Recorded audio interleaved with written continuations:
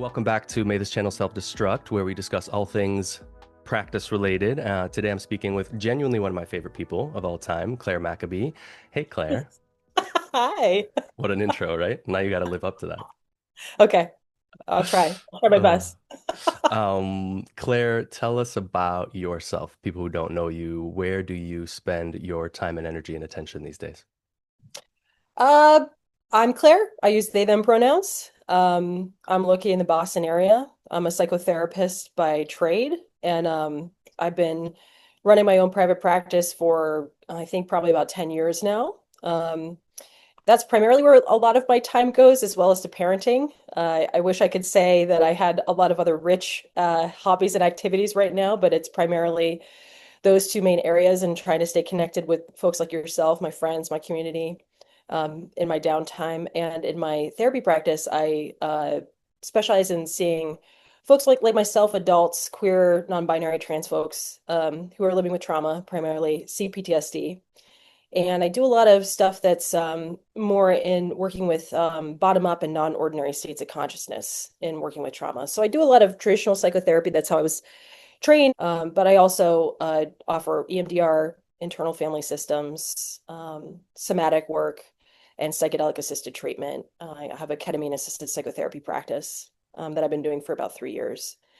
And yeah, so that's primarily where a lot of my time and energy goes. And I'm lucky to be part of a really rich community. And that's how I came to know you, as Mm. well as the psychedelic space. And I also am a Dharma practitioner. I'm a Buddhist, and I have been for many years. And I think I feel a lot more comfortable these days, being able to talk about be able to openly admit how much of an overlap there is between my spiritual practice and my professional practice. Mm. I think earlier on, like in the way I was trained, more traditionally trained in psychotherapy, I thought those two things need to be more separate, not share that in my professional realms with clients and things like that. But the more that I move into the sort of the realms of non-ordinary states, the more those two things are very, very intertwined, without a doubt. Um, I would say the last thing probably that would be important to name is that I've always, I am an activist, and I view the form of activism that I'm able to engage in these days in as the work I do, and supporting other queer and non-binary and trans people who are also typically pretty radical activists, and I work from an anti-oppression lens, and so that's a pretty explicit thing that I kind of just like live in my life, but also in the work I do. And so it's quite a time, to be in this field with everything that we're facing right now, and it's showing up pretty constantly in the work Mm. that I do. Mm. Totally. Yeah, I mean, I think we have an idea of what it means to be an activist in our culture, but in my opinion, like if you're a parent who's really dedicated to your task of parenting, like you're doing activist work, right? If you're in Yeah, any kind of helping profession, if you're a teacher, if you're like run yeah. like a bakery and you care about what you're doing and you're feeding, like there's so many different lanes that can take, right? The work of anti-oppression, you said. What does that mean for you? Yeah, the work of anti-oppression in our culture. When I say anti-oppression, I think actually this is more what I see like my role or my responsibility being as a clinician, is to try to be very aware of like my own positionalities and privileged positions when I'm interacting with clients, and to try to pretty actively take ownership of those differences in power and privilege, like when I'm interacting with folks.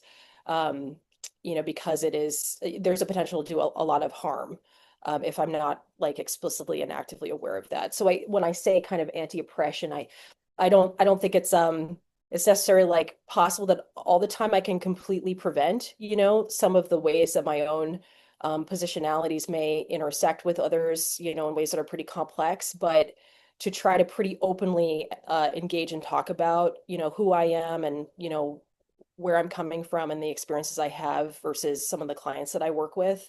That's what I kind of mean. But I also mean like I am kind of constantly, and I'm sure you see this too in your own work, like um I'm, as a clinical social worker, it's already kind of hard baked into our profession to kind of think about the person in context, right? Like you can't separate those two things.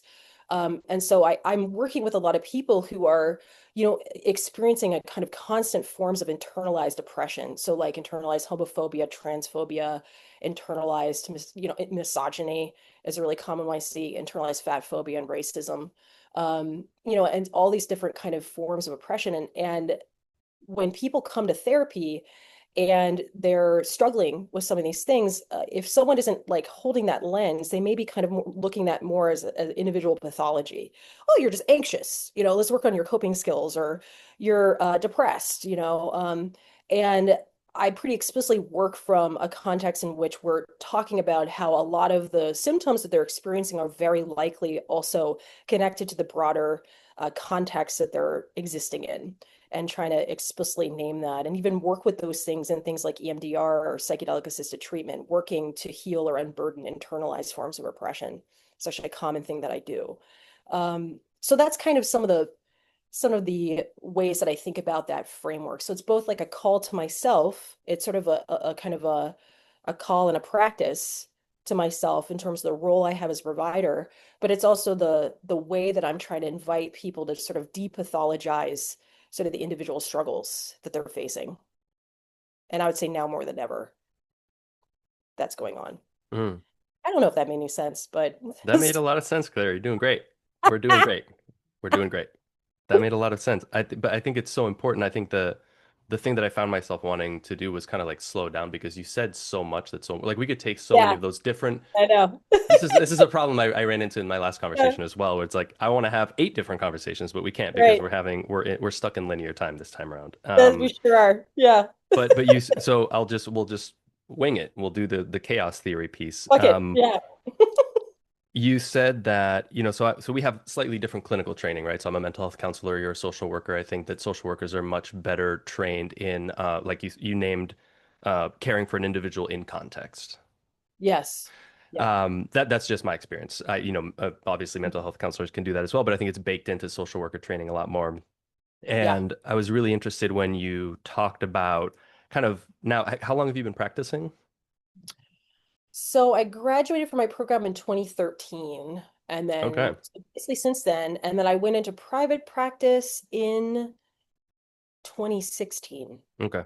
So So 10 years private practice. over a decade, right? So you've been doing this Yeah. clinical work over a decade, and you Yeah. said that or I got the sense that like you're just starting to experience the solidifying of this coming together of the spiritual piece, like Yeah. your spiritual identity and then your clinical Yes. identity. Yes. Um, and you also described the way you were saying it. I don't know if this is what you meant, but you used you used words like positionality quite a bit.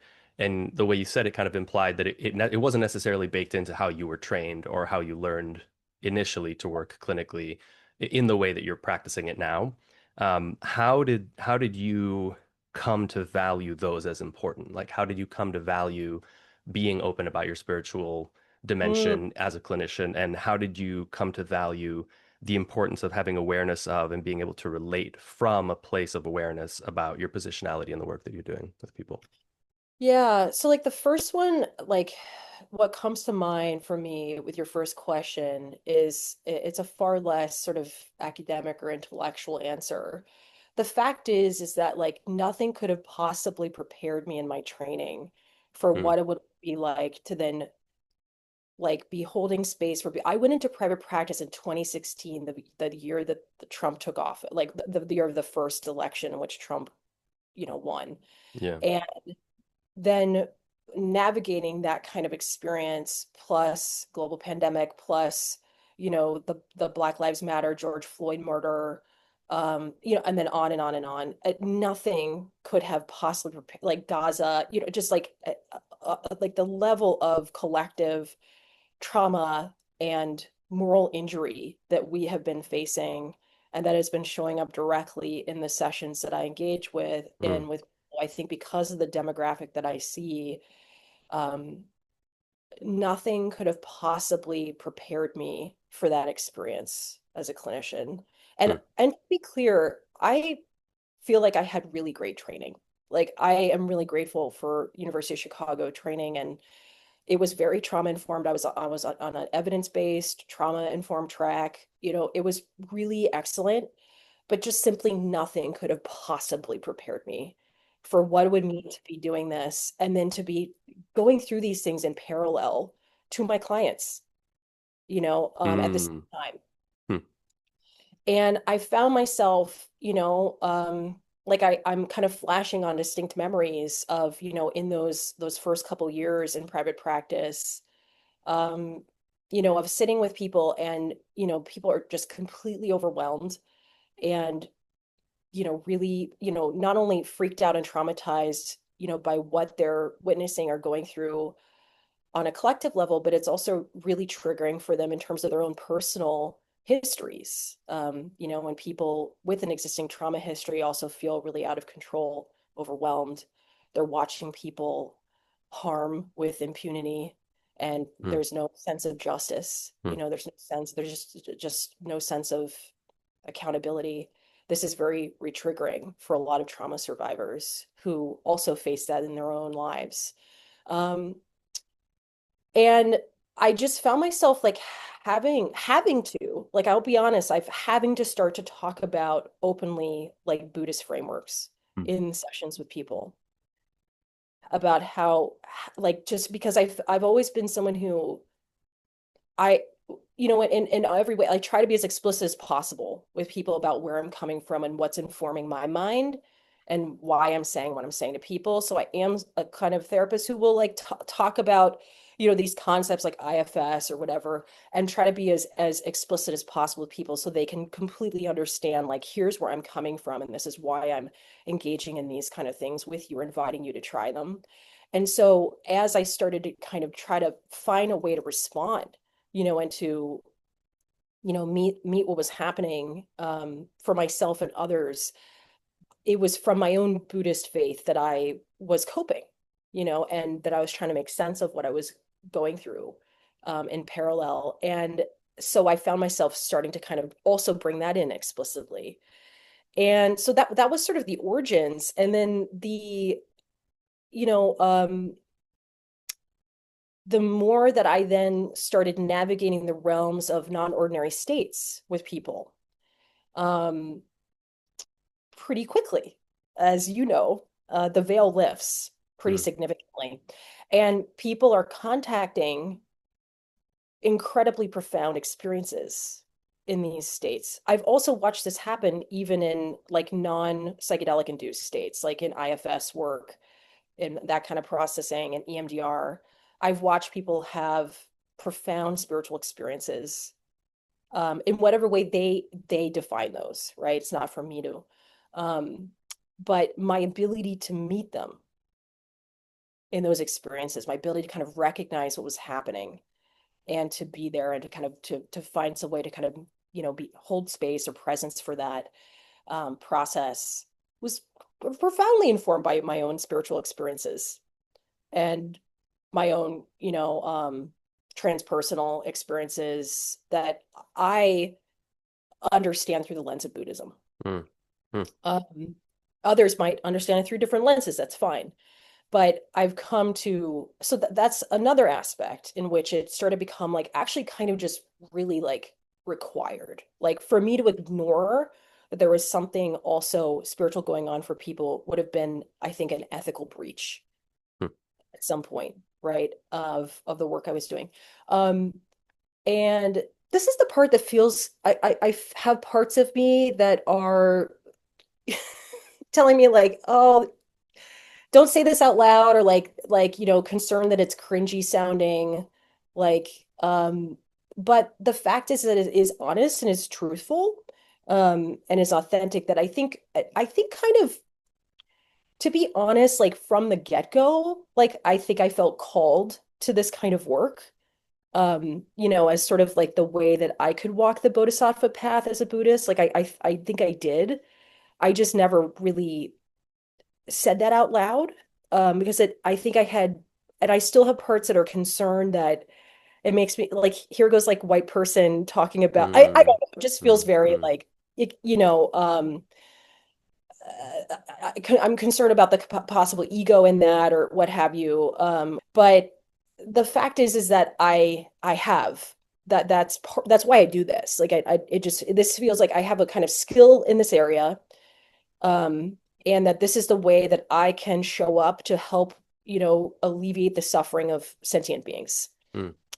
And this is the way I know how to do that. And so they've never actually felt separate, personally, but I think just now I'm much more explicit about it. Like we had a queer cap group that we were running. It was the second iteration of this group. We had 9 beautiful queer and trans people sitting in a room with us, doing ketamine journeys. And in the second medicine journey, we all went around the room and kind of did a check-in, and the facilitators also did one. And I shared with people in that moment, right as they were about to kind of to go into the experience, I just shared from my heart and said, I am, I shared a little bit about the sort of my Bodhisattva vow, and like that this is why I'm here with you, is to kind of sincerely wish that all of you are liberated from suffering. And that this is the reason I'm here, and to kind of really just try to be here and witness anything and support anything I can around that.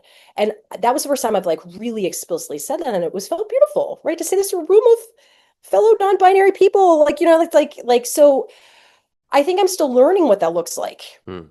in a way, Mm. and I'm taking experiments, of what that can be. But I'm certainly really here for any kind of conversations that clients want to have with me, explorations. And it feels like a really special and meaningful thing that I get to sometimes witness these like profound miracles happen to people, that, maybe the world won't know about, but I've gotten to watch some pretty incredible things unfold for people, that are miraculous, absolutely miraculous.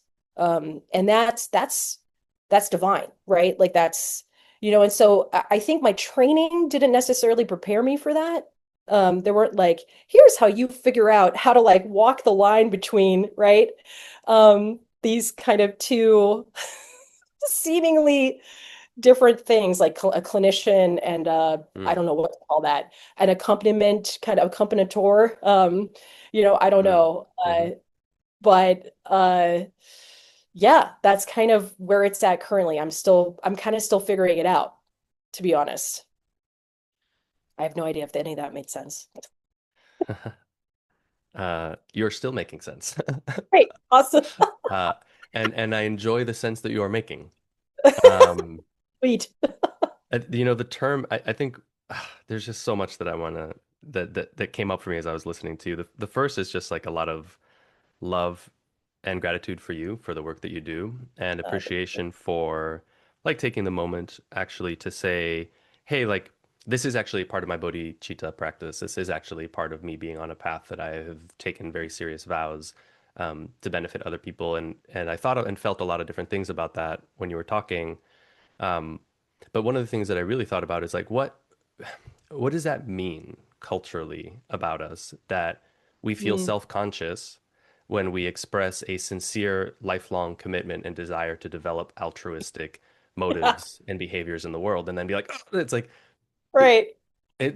that's kind of the heart of any practice, whether you're Yeah, you're Catholic or Jewish or Tibetan Buddhist or anything. It's like at the heart of it, we're trying to become better people. Like we're trying to become less egoic, less self-centered, more able to benefit other people around us in this recognition that like if I help ease your suffering in a tiny little bit, then I'm actually easing my suffering as well in that moment. yeah. And Everybody then, wins. and I think that's why we're so unhappy with her. You talked about everything that's going on in the world, right? And I want to unpack a little how it is to be a clinician or a helping person in this context, where sometimes it feels like you said it really beautifully. It's like we are kind of trying to help people put themselves back together from all the fragmentation and trauma, while also trying to do that to ourselves. We are reading the Yeah. same news, we are witnessing the same atrocities, and like how do we actually do that?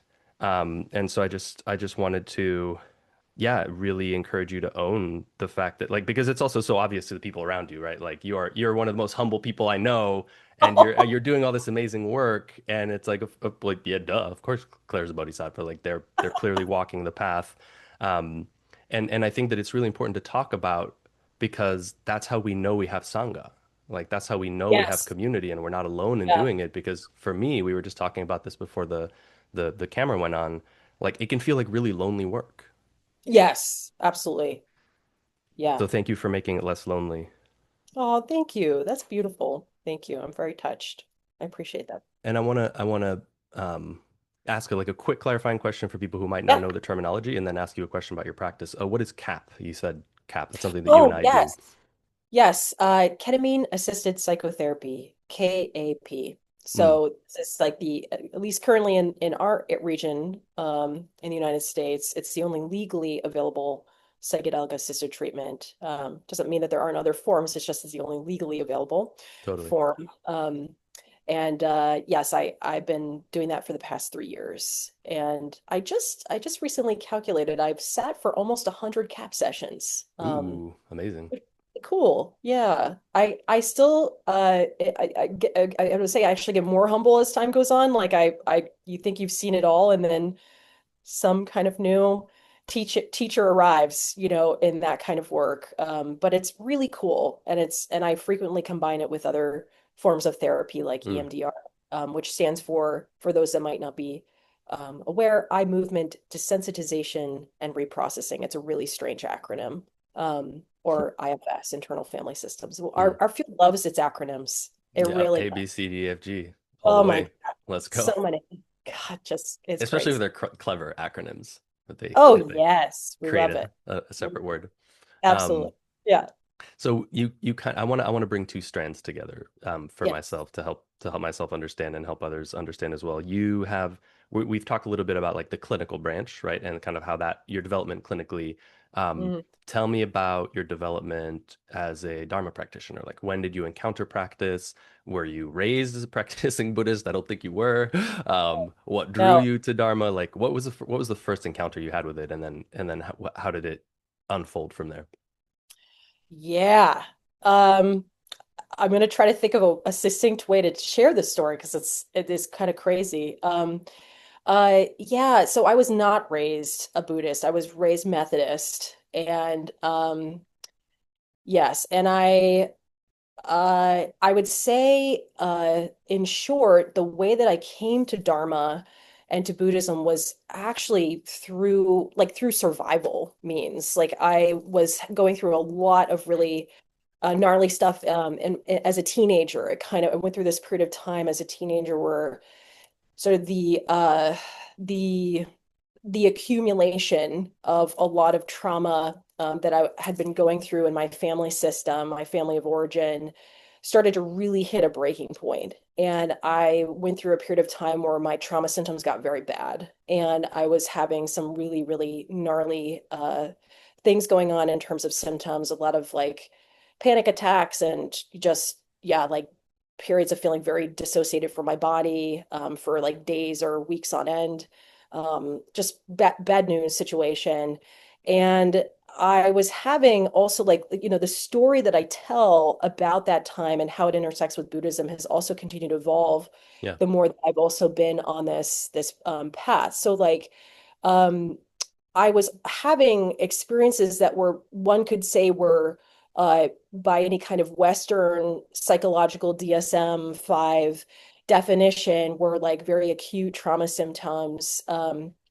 Uh, but also, when I was having those experiences, I was also having some pretty anomalous experiences as well, where I was having, yeah, like I was having sort of these endogenous, non-ordinary states. Like it was sort of a spiritual emergency, to use the Groff framework.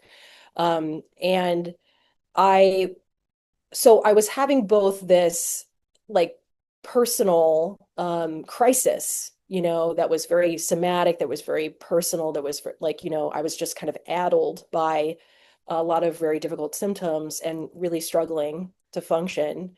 And with not like a lot of great support at the time.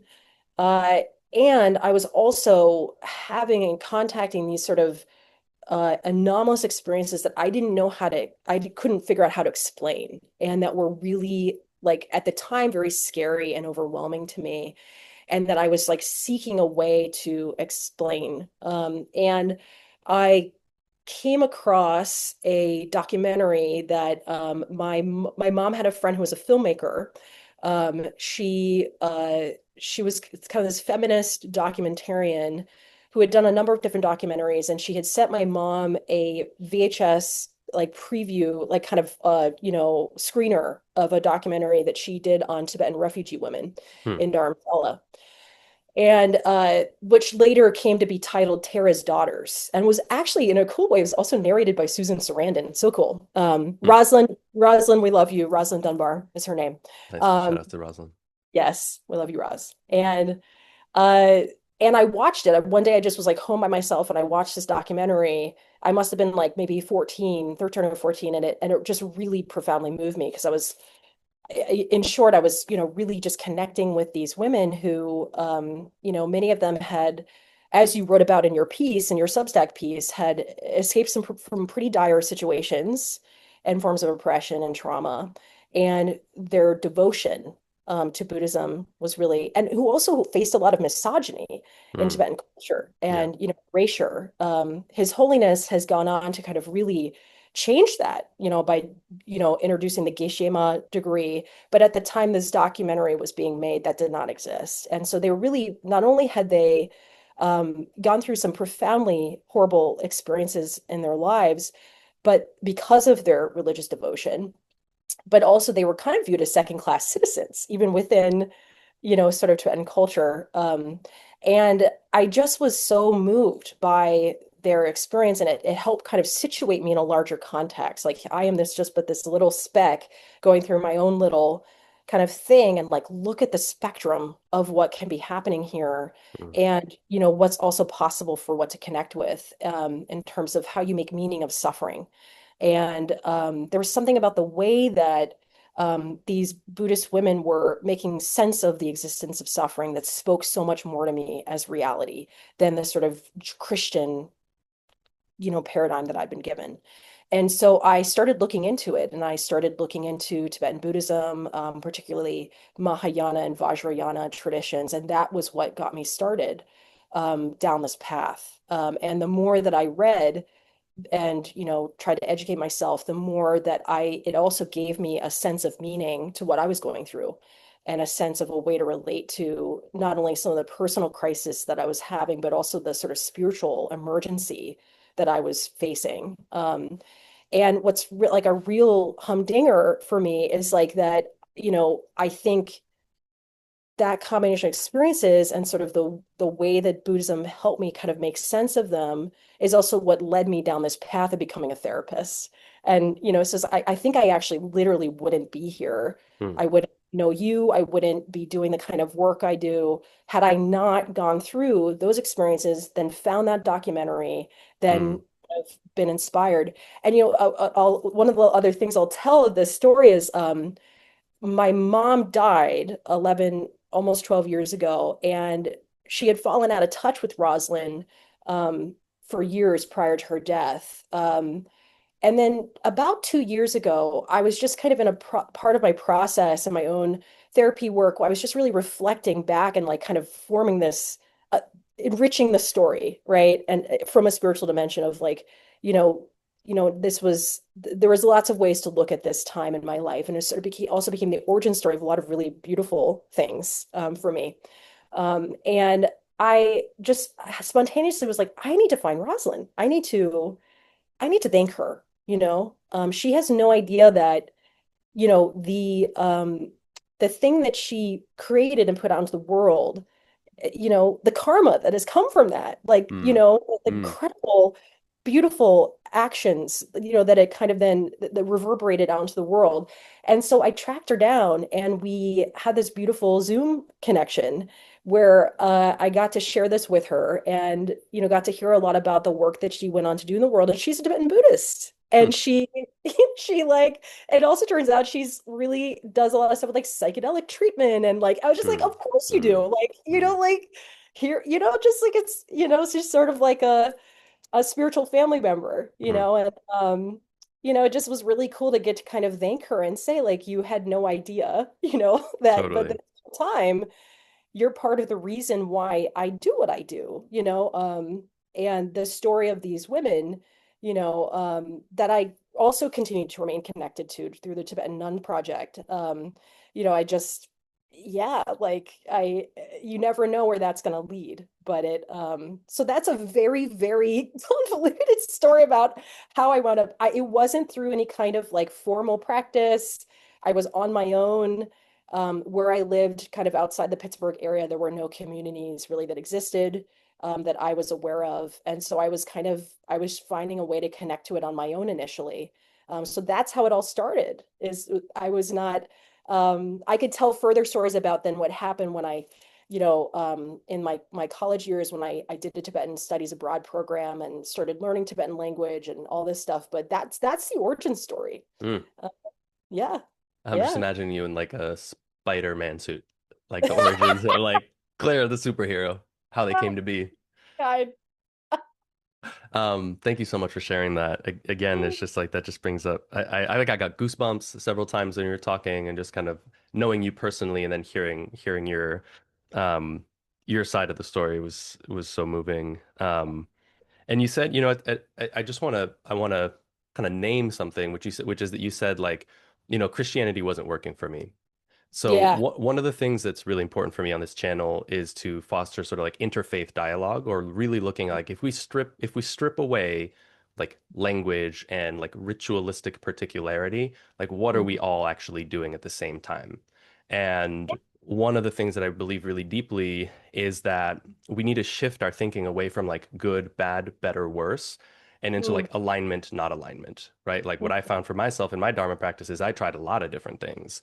I came from like a secular atheistic background and I had to try a lot of different things until I really was like, wow, it was like putting on a pair of pants and being like, wow, this really fits actually now. mm. And so I just kind of wanted to name that for because I do want to bring people who are practicing, Yeah, in yeah. Christian lineage, Abrahamic lineages. And it sounds like for you, as for me and with a lot of people, and I'd be curious to maybe one day get Rosalind on the show. She's really cool. Yeah. How Tibetan Dharma calls to us all, right? And this is something that the first conversation that I had with John McCransky, who I told you about before we pressed record, is coming out this week. And one of the things that we talked about was how much of a enormous gift to the world the tragedy of the Communist Party invasion of Tibet was Yeah. and Yeah. how fitting that is for the Dharma to be then spread throughout the world in an attempt Yes. to extinguish it, Mhm. and how much it has empowered beings who otherwise would not have an opportunity to engage with these practices to actually engage with these practices. And one of the things that I loved that you said was how it gave you a different way to see your suffering. It gave you a different way to contextualize your suffering or work with it. Mhm. What ways did it give you to think about and experience and respond and live with your suffering that you felt were valuable? And you're like, yes, this is because I experience you as a lifelong practitioner, as I do myself. It's like we don't stop, we keep going. What motivates you to continue to value this path of development, and what is it about how specifically how we relate to suffering that Dharma was helping you with so much? Mm. Yeah, that's a really good question. And there's no right answer, right? Like I wanted to just have the conversation out loud, kind of think because Yeah, I'm thinking about that too now. absolutely. The first thing that's coming to my mind is Pete Walker, actually. Hmm. Uh, he's an author and psychotherapist who wrote, among other books, a book called Complex PTSD from Surviving to Thriving. And he's done a lot in my field around like being able to kind of think about and synthesize and like provide like really distinct interventions that are very effective for those of us, including myself, that are living with complex PTSD. And I was inspired by our brother from another mother, Alice, Hmm. who is a Hmm. therapist and friend. I love Alice. We love him. Ellis, he's Shout coming out up. Alice Kim. Yeah, Ellis Alice Kim. Kim. Let's go. AliceKim.com. Yes, Yeah. elliskim.com. He's coming on the show too. I'm already roping him in. Oh, He's a busy yes. guy. Oh, yes. We Okay, love Alice. We love continue. you. Move. But Ellis has this kind of tradition of reaching out to mentors in the field and just being like, hey, would you be willing to talk to me? Yeah. And I'm one of these people, I think some of it is my own internalized like misogyny of like, oh, I shouldn't bother people. They're busy, blah, blah, blah. Like, who am I? But Hmm. Pete was another one, sort of like Roz, that I like was moved to reach out to thank personally, Hmm. for some of the ways that his work have really helped me personally, as well as my clients. And so I just spontaneously emailed him some years ago, and I said, I just want to thank you, and I, personally, your work has meant so much to me, and so then this led to a conversation that we had on the phone. And I asked him because I was curious what he thought about like psychedelic assisted treatment and stuff. And he talked about how the core wound of CPTSD is aloneness Oof. and disconnection. Sheesh. And that these kind of practices like psychedelic assisted treatment and really anything, right? Anything that like, but the spiritual dimensions that can be contacted sometimes in these processes, whether it's psychedelic, whether it's something else, it doesn't matter. That's the dimension that ultimately we're also trying to heal, is our sort of sense of disconnection. And so when I think about your question, this is the first thing that comes to mind, because for me, there was something about the way that the Dharma conceives of suffering, because we are all the same, we are all connected. We are all, like that I just profoundly could not deny that I was part of this vast web of sentiently connected beings. And Hmm. I'm flashing on this experience I had where I was 21. I was in Dharamsala with this Tibetan Studies Abroad program with the School for International Training, and the person who had organized this training for years, he had formed a lot of really, he was a very well respected Tibetan scholar, and he had formed a lot of relationships with various entities, including the government in exile. And they had granted this program audiences with His Holiness, as well as other figures like the Nechung Oracle, the Karmapa. Like, we were granted audiences with these incredible figures, which is an incredible gift. Hmm. And that year, Unbelievable. yeah, and that semester, His Holiness was traveling quite a lot, and like normally the audience would have been kind of done separately. And Claire, forgive me, just for those who aren't familiar, we're Yeah, talking about the Dalai Lama, His Holiness the Dalai that's Lama. right. I'm Yeah. sorry. Yes, Yeah. His Holiness Dalai Lama. Continue. Hmm. Thank you. That year, that semester, he was traveling a lot. This was in 2003, so this is over 20 years ago now, and he was traveling quite a lot internationally. Hmm. And but he was still willing to do an audience with us. But he squeezed us in with, when he was traveling a lot, he would always come, he would come back to Ganj and always make time to still see the recently arrived Tibetan refugees who had just fled from Tibet, because often the thing that they would want to do before anything else was go see him. And I'm going to start crying when I tell this story, Yeah. because that was the thing, that their sense of like everything they'd gone through, everything they'd experienced. The one thing that kept them going was him and their Yeah. faith in him and what he offers to people. And we were allowed to join the receiving line with these recently arrived Tibetans. Oof. And Esteban, I can't, that was one of the singularly most holy moments of my life, because, obviously being in his presence was very moving. But what was actually the most moving, the divinity that I saw, that I experienced, was this profound sense of interconnectedness as I looked at the eyes of these recently Yeah. arrived Tibetans and how they were looking at him. Yeah. So much And reverence and devotion. oh my God, this sort of quiet awe Yeah. and relief and Hmm. unnameable, word. There are no words. And, I just was, I'll never forget that. I think about it all the time. And I think about, the fear and hopelessness that so many of us are sitting with. And then I think of those people's eyes, and that I'm sometimes sitting with, and I just think, like, if they can do it, then so can I.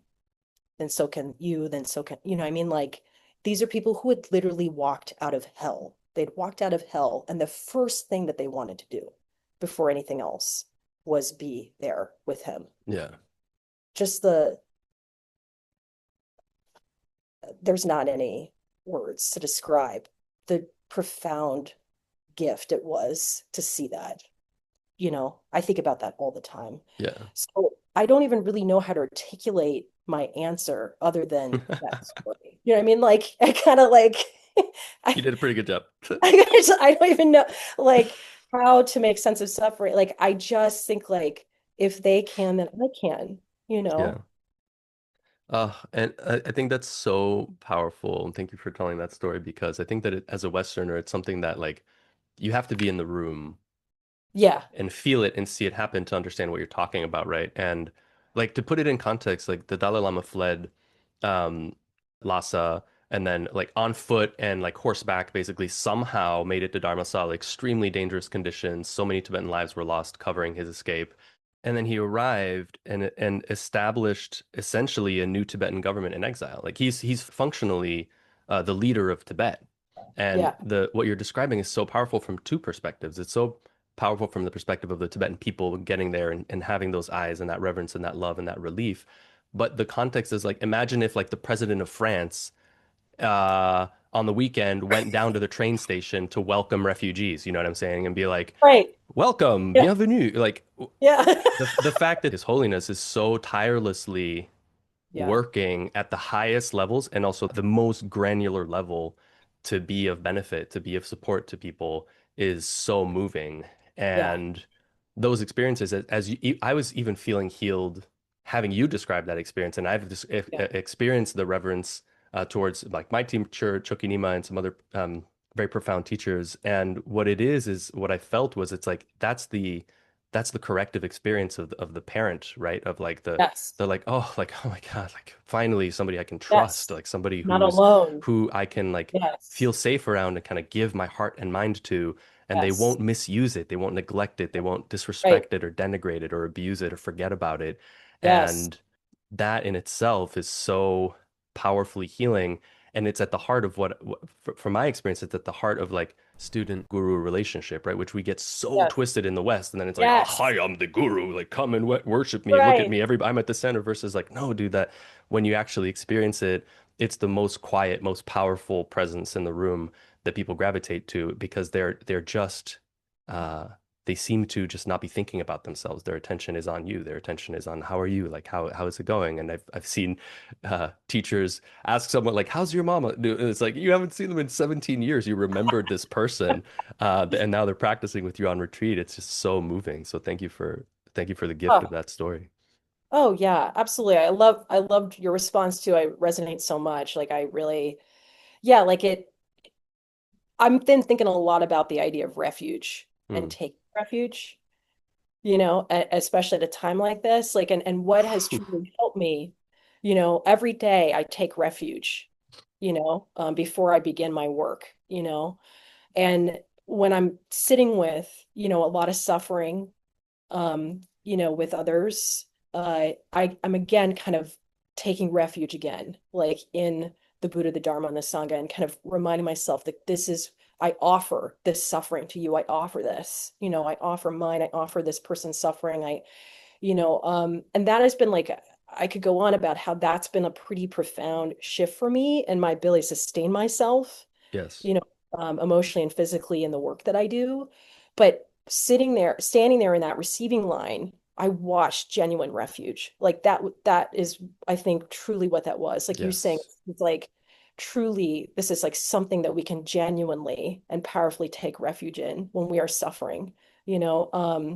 And because I talk to my clients a lot. Another way that I've recently been weaving Buddhist concepts into my work is like I was just having a conversation with a client the other day about the idea of false refuge. Oh yeah. Um, that, That's the first thing that came to my mind. exactly. Yeah. I know, like, like we're all struggling with this, including myself. Like, at a time like this, like, we take these false refuges and media, social media and shopping and Alcohol, eating and alcohol, Netflix. Netflix. Oh my gosh. Like, even in other people, right? Or Yeah. exercise, blah, blah, blah. Hmm. And we're reaching and grasping for, things because we're so overwhelmed with what's Totally. going on. and feeling so powerless, and we're just trying to figure out a way to either change our kind of state or to flee, Mm, to soothe or whatever, yeah, have a sense of control. And yet it doesn't work, right? And so then it's just more dukkha. It's more kind of, more of that going on. And so I've been talking a lot to my people about what is your genuine refuge at a time like this. It doesn't have to be what mine is. It doesn't have to be the Buddha, the that's Dharma, right. That's right.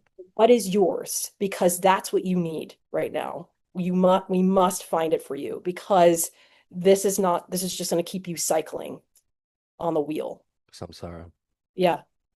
And so I'm thinking a lot about like right now, like what can be each of our kind of sources of genuine refuge in our lives. So I have some people talk about spirituality, I have some people talk about earth and nature, about creativity. Oh, fine, love, like whatever. Like this is what I'm kind of trying to really think about with people right now because I've just found that to be very helpful for myself and also through the teachings of Buddhism. This is sort of what we know is like kind of everything else is sort of is illusory, and it will just create more suffering. So yeah, Totally. genuine refuge. I think this is such an important topic, and I think it brings us right back into the clinical work that we do, right? Yeah, I remember going to the Trauma Research Institute's conference in Boston a couple of years yeah, ago, and they yeah. do all these different workshops, and it was great, and all these different people are talking very um, very white environment, but very Yes, very powerful much. environment to be in and learn things and take things for what they are. And I remember going to this really great workshop on like psycho, what is it called? Psycho, it's like when you act out Oh yeah, like Tion Dayton, it's like you act out the trauma and then you recruit people in the audience. And then they had another presentation where essentially this presenter put on the slides this cycle of like where we go to for refuge. Essentially, he didn't use that language, but it's like best case scenario, it's like you go to parent or like caregiver yes, and they meet you there. And then you can go back into yourself going, "Whew, okay, I'm safe, right? But if they're not there, maybe they're hostile, maybe they're violent. That's the worst case scenario. Maybe they're unpredictable. That's also pretty terrible. Maybe they're absent. There's this like hierarchy of where you go then. And it's like, well, maybe I'll go to my books, or like, well, maybe I'll go to my computer. Well, maybe I'll go. And what starts to happen is that a bond that usually occurs between you and me with a human actually begins to occur with a behavior. yes, And yeah, so, like you said, it's like and this brings us right into like IFS, and we talk about unburdening and like all of these behaviors that we used to look at just like first of all, like you're mentally ill. Like that's how we used to look at it. And now we're like, oh wait, hold on, everybody slow down. Like we're all experiencing trauma. Like nobody move, right? Like let's like back up. And this is a lot of what Dharma practices was like, but slow right. down, like back up. You're in quicksand, stop flat, flailing around, like see what this is about. And then what starts to happen is we start to notice, oh, like all of these behaviors, all of these sources of dukkha, use that term, right? So suffering in Sanskrit are actually responses to or adaptations when we otherwise didn't have a resource, right? So like for me, if I didn't have the caregivers and my computer or like weed gave me a moment of relief, that works for me really well until then I become an adult and I move out of that context and those circumstances. And then that vacuousness of like, oh, this isn't actually a connection I can rely on. This isn't actually a connection I can trust. And as you were talking, what of all things, what was coming to my mind was the world wars. World War Yeah, One and World War Two, and like yeah, what that did to the world, what that did to us generationally, and how much you and me and many of our parents were orphaned, like we're spiritually orphaned, and so we were emotionally orphaned. And there's this whole generation. I think it's like really led by beautiful queer brown practitioners, and I mean mm, it's led by a lot of different people. But this generation of people who are coming and saying, hey, like we've been orphaned and we're going to all of yeah, these false refuges that aren't actually first of all, aren't helping. They perpetuate the suffering. But secondly, but in a second way, they they point to the actual problem that exists at a systemic level, which if we continue yes, to ignore and kind of individualize suffering and say, you come to my office and I help you because you're sick versus like you are actually experiencing a healthy response and adaptation to an extremely unhealthy environment, that's a totally different way of framing the work that we're doing. absolutely. And once again, like these collective experiences, like how like the sort of cultural patterns that then started to happen around like the encouragement of this. And I'm going to use the C word, I'm going to say capitalism, right, as sort of Oof. like a major form of oppression that also kind of it seems to kind of seems to generate and almost like require like various forms of false refuge taking in order to kind of continue to cope with existing under capitalism as well. Mm, Just and all the ways that that intersects with racism and sexism and all the all the isms that seem to kind of work quite synergistically with capitalism. And so it just I really love your analysis there of just like how the experience of being orphaned, right? Like this sort of the attachment rupture that happens that then makes it possible for this to kind of be this sort of grasping and seeking. mm, I think a lot about the idea of the hungry ghost, right? This is one of the three lower realms of rebirth, but also can be thought of, in the sort of the kind of the constellation of, samsara and reincarnation in Tibetan Buddhism, the wheel of life, and wheel of existence, I should say, and is also kind of metaphorically, psychologically, like I think about like David Nichtern's book. What is that called? I forget the title right now, but David Nichtern wrote this really cool book, like where he looks at sort of the wheel of existence and the different realms as sort of metaphors psychologically yeah, for, psychological states. yes, psychological states, yeah. And the hungry ghost realm is one that I think we're really struggling with significantly.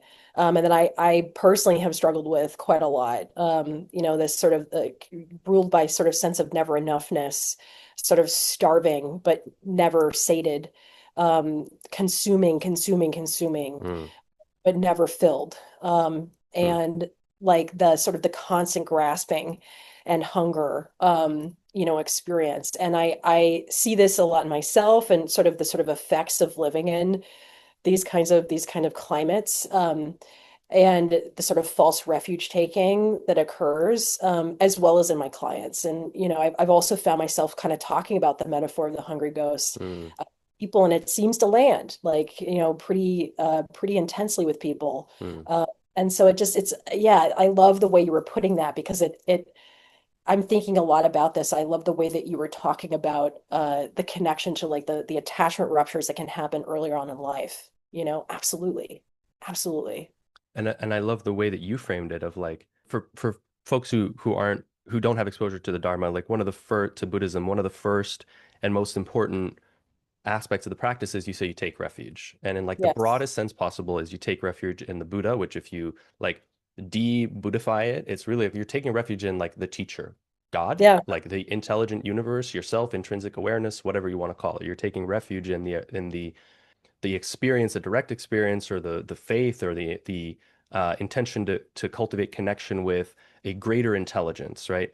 You are taking refuge in the Dharma, which is just again like taking the language out of that is like just the teachings of that intelligence and that awareness. There's an awareness that like in a way you could frame your whole life like you don't meditate when you're on the meditation cushion then and stop meditating. Your whole life is your meditation cushion. Like you're That's always right. practicing. You're here to learn something. You're here to develop and you can either experience that directly. I think we do. You can either, it's just a helpful cognitive frame. Like, even if that's Yes. empirically, ontologically false, like holding on to this idea of like, we're here to learn something, we're here to develop and grow is so good for our sense of purpose and direction and mental health.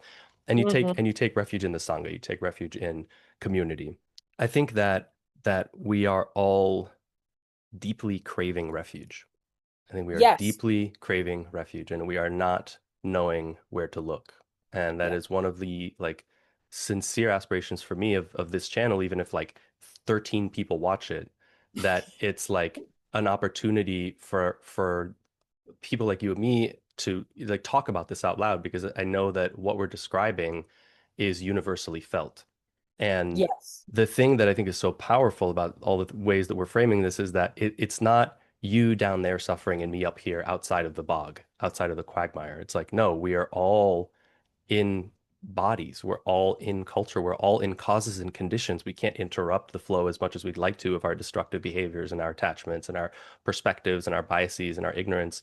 So how do we that's one of the things that's so powerful to me about any kind of practice is like it allows you to somehow first survive. Like first we need to stabilize and survive this embodiment so we don't destroy ourselves or others. That's Mm, actually very hard to do.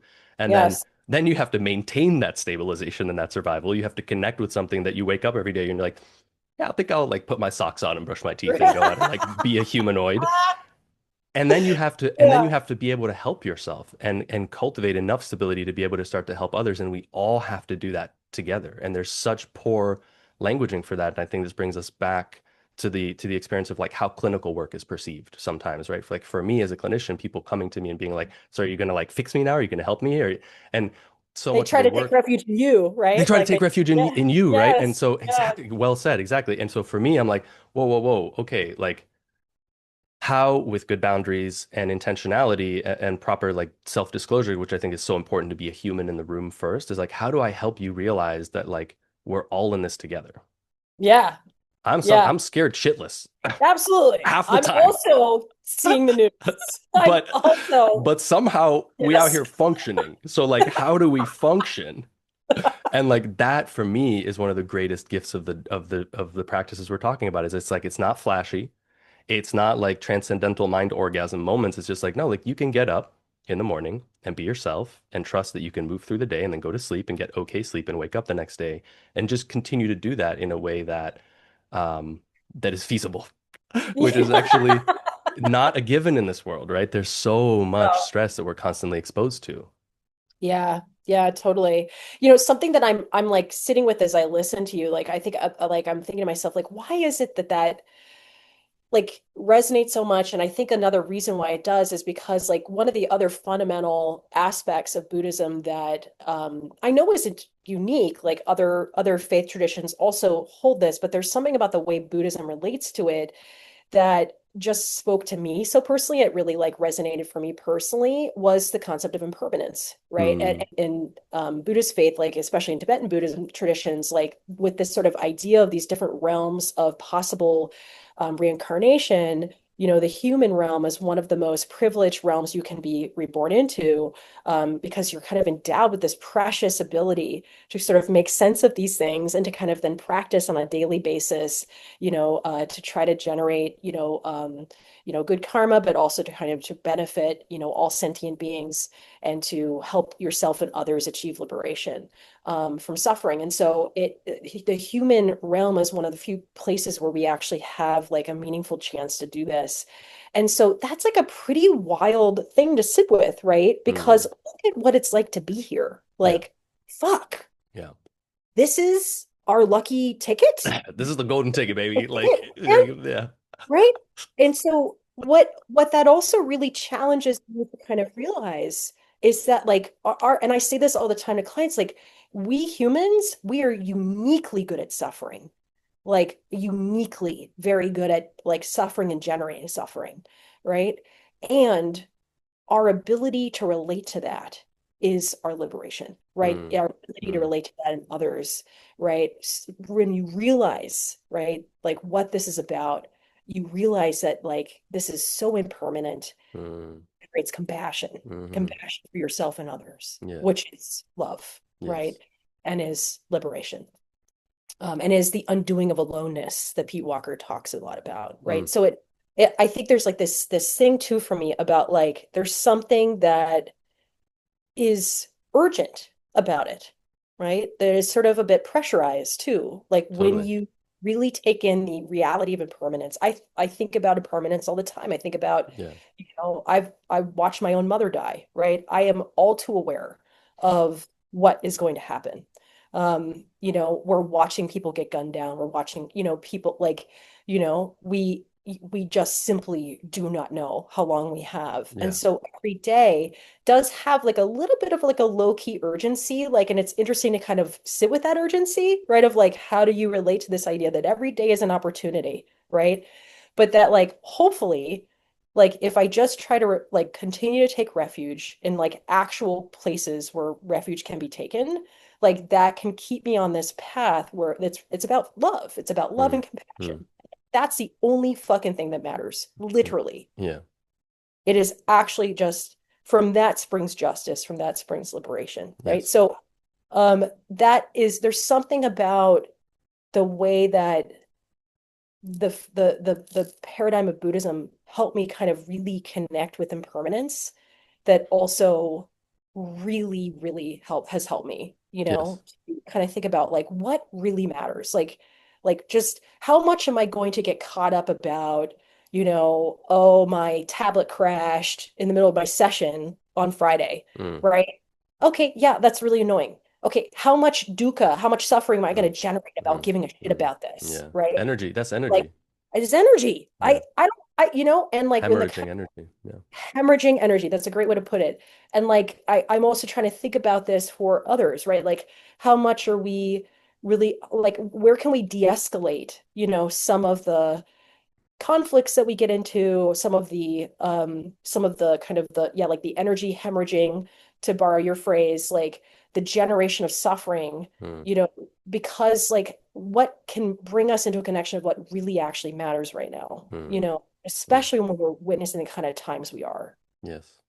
Where do we actually invest our energy in? Talking to a lot of people about making some serious boundaries about like how much Yeah. they're right, as you wrote about in your Substack article, like, with how much they're kind of just looping around on doom scrolling or this kind of stuff. Like what is this really doing?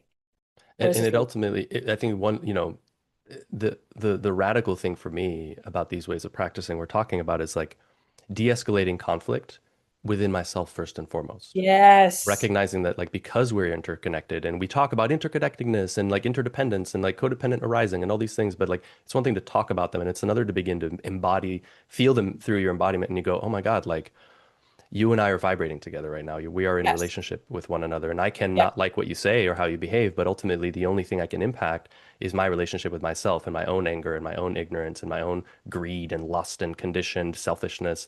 And if I begin to take responsibility for that, shift my attention inward, the word for a Buddhist practitioner in Tibetan is Nangpa, an inwarder, a Yes. person who is inwardly Yeah. focused. Insider. And then Yes. you and I begin to relate from that perspective. You begin to vibrate differently, right? And so there's this profound recognition that the more we take responsibility for ourselves, the more we actually begin to help culture. And that doesn't mean we're not, we need to go, Minnesotans need to go out and like march on the street and we need to go out and hold signs and be activists and, engage in like financial strikes and like do all these things. But I think it has to come from a place of compassion. It has to be grounded in that because I've encountered a lot of activist environments where it's actually grounded in anger and hurt, which Yes. I have Yes. compassion for and I understand, but it has to come from a deeper place of being grounded because if it doesn't, then it just becomes further what the cause of Yes. wounding is in ourselves, Alienation, alienation, rupture. Yes. rupture, and all of that. And Totally. it's so funny, right? Because like when you're talking, I was imagining like everybody's having a great time, and like I think sometimes the cultural perception of a Buddhist is like, everybody's drinking and dancing and having like tripping, and then the person's like, guys, we're all gonna die. Yeah, yeah, You guys yeah. know we're gonna die, right? You're not gonna die, And there's right? like Yeah. record scratch, like, bro, shut up. Like you're such a buzzkill, right? And it's like, right, but guys, like this is really important because you talked about the concept of impermanence, but from my perspective, the thing with impermanence is it's not a concept. It's It's just a reality. it And you is. just have to Yeah. look around and go like, guys, this is really the It's just starting point. real. Yeah. Like if I think my pencil is a cup, there's nothing wrong with how I'm using my cup, but I'm not going to use it accurately, right? So the recognition of impermanence, because the reality is we feel it anyway. We know Yeah. it anyway as parents, because you were talking about like watching your mother die, but like as parents, we could watch our child die. There's only two Oh ways my this God. ends. You understand? Is they see you disappear Or you or see you them. see them disappear. That's You right. understand? And Yeah. it's like Yeah. if we don't conscious, because there's layers of awareness, of course, and the conscious and unconscious, and if we're not consciously being honest and relating with the truth of impermanence, the fact of impermanence as we look around ourselves, then it's still breathing down our neck. Then I No, still absolutely feel is. the anxiety. I just like drink it away, or I, Great. numb myself Exercise on it my phone, away. Yeah. exercise it Totally. away, work it away, Yep. and like what a relief ultimately, right? From the outside, it seems like, ugh, what a bummer. Like you're always talking about death and dying. You think about dying every day. It's like, yeah, every day, every moment. Every And the day, every moment. paradox is that it brings so much peace Yes. over Yeah. It time does. because you no longer, like you said, you're no longer wasting all this energy trying to fight. You can start to have like I experience compassion as like the fields of our mind are all dried up and cracked like in a desert, and compassion just starts to water them so they start to get Yes. fertile and things can actually start to change. I see so much of our work. I like the term walk alongside her. We walk alongside people and we Mm. help all of our field to become more moist with compassion so that actual change is possible because we keep talking about change, but then we don't engage in the causes and conditions, the karma that would actually lead to the change that we're looking for in our lives. Right. That's so well said. Yeah, I really love the way you put that. I would love to have you on the show again at some point Oh so we can yeah. continue the Oh conversations. yeah. But if you were to kind of distill down um, one thing that your practice has taught you that you would wish for the people in your life to know about, the people listening, your clients, like people to know about, just from your personal experience, what would it be? What's important to understand about what we're talking about? Yeah. Yeah.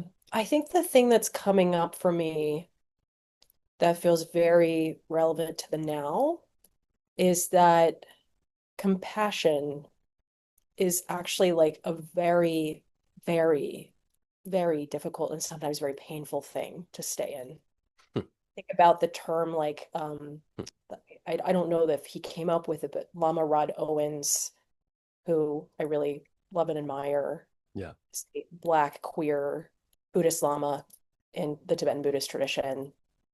He talks about how sometimes compassion is unbearable, and like when we're witnessing the kind of things that we are, and when I'm witnessing kind of things I do just in the day to day of, Mm, like the work I do, but also the collective nightmares that, we seem to be generating for one another as human beings. Like, mm, I think that, we have this idea of compassion, maybe I know I certainly did, maybe at an early different stage of my life that's more idealized, where it's sort of this like, um, kind of grand thing. yeah, peaceful, like, easeful. Mm, And it is, but when I think about like the actual vows that like, a being like Avalokiteshvara took to return again and again and again, oof.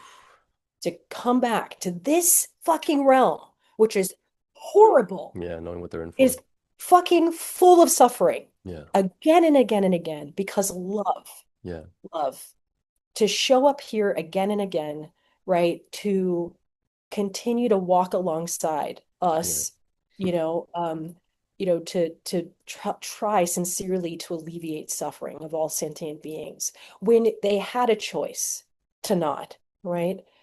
Compassion, like I once was sort of in a way sort of interfacing with this being in a experience, a kind of spiritual experience I was having. And I was just like, how do you let it flow through you? Mm, How do you let it flow through mm, you? The compassion is unbearable mm. sometimes. It is to bear witness to the kind of atrocities that we Eesh. have, as human beings. And I can't say that they necessarily gave me the answer in like words per se, but I had this experience where they kind of placed their hand on my forehead where I hold a lot of tension as a therapist, and they just said, please let this go. Yeah. Please let this go, you know?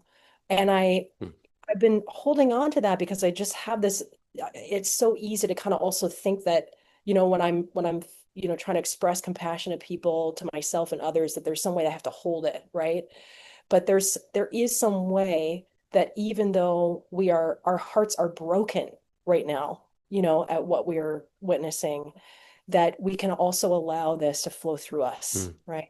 mm. Um, what did Ram Dass say? He said, a broken heart is an open heart, like that, so I don't know quite how to articulate what I'm trying to share, but like I think just like permission, that compassion is this like active Mm, discipline mm. keep showing up to, that we have to Yes. be brave to feel it, Yes. very brave is actually, it's actually quite painful right now Yes.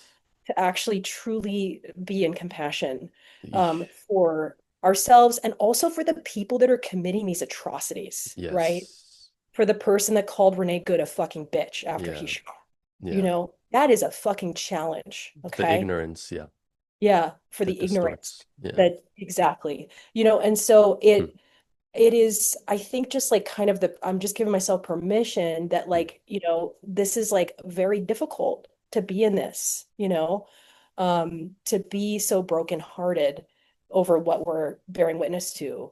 So I guess that's the best way I could put it. It's just sort of Beautiful. So beautiful. I yeah, think it's so beautiful. That's so well said. And I think it's so true. I love, yeah, right. So compassion is an active practice, right? Same as it kindness. is. I think sometimes we have this view of like, oh, that person's kind, that person's not kind, that person's intelligent, that person's not intelligent, versus like you can Right. cultivate qualities. You can cultivate, like, Yeah. love is not this state. I think sometimes we romanticize it as this state. It's like, no, love is this like practice of showing up and being Very consistent for hard. the people around you, even when it's hard.